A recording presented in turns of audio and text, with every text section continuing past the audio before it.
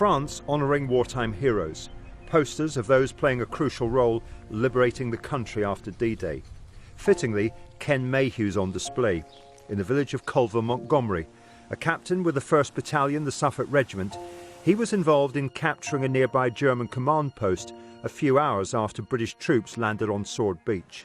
French gratitude is evident. They've named the road in their honour and given that Hillman bunker to the county. It's now a museum. Looked after by Les Amis de Suffolk Regiment, a group of locals intent on remembering. Near of the Château de la Lande we have a Norfolk stele, but for the Suffolk nothing was planned or was created. So that was the origin of our association, to take or to provide the support to the British Veterans Association. This is the command post. Sandra Bicard is one of Les Amis, a veteran of the United States Air Force with a French mother and a French husband. She gave me a guided tour. What I discovered underground was a real eye-opener. Colonel Krug's headquarters. Pretty much just as it was in 1944 when Ludwig Krug was in charge.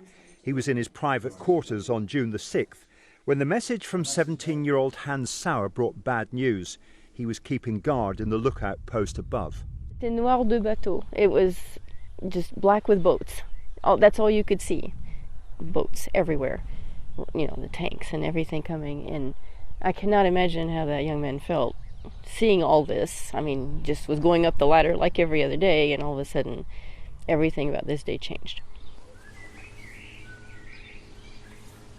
How lovely hearing birdsong in fields once crackling with gunfire and stained with blood.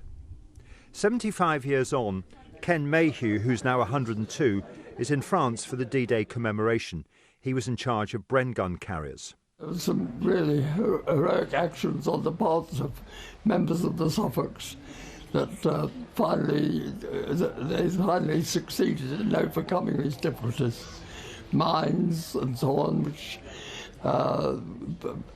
prevented tanks, and they had to be cleared, and the obstacles that were in the way of the foot soldiers. A very well defended and entrenched position.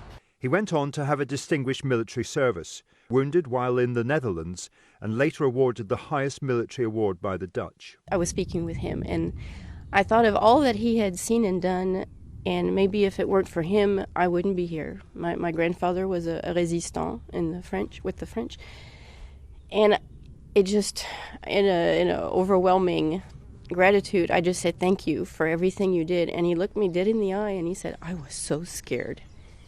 And I said, well, of course you were, but you did it anyway, so that makes you brave. At the Suffolk Regimental Museum in Bury St Edmunds, they're proud of Ken Mayhew and grateful to Madame Lenot for her generous spirit. She was a small girl in 1944 on D-Day, tended a wounded soldier in the streets of the village. Unfortunately, the soldier died. She thought he was a Suffolk Regiment soldier because Suffolk Regiment had liberated her village.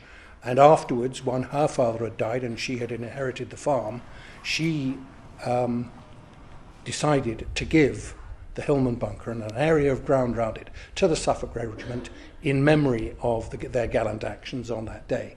Once enemies, Ken Mayhew and Hans Sauer have since joined hands in friendship. And there's the poignant story of Colonel Krug's son and grandson visiting the bunker and given a guided tour. He let them have a private moment in here. So he closed the door and he just heard two grown men sobbing. Colonel Krug had not spoken of what had happened here. He did not talk about it. Thankfully, 75 years later, fields once the scene of battle are now tranquil. Beaches that saw such tragedy are now places to be enjoyed.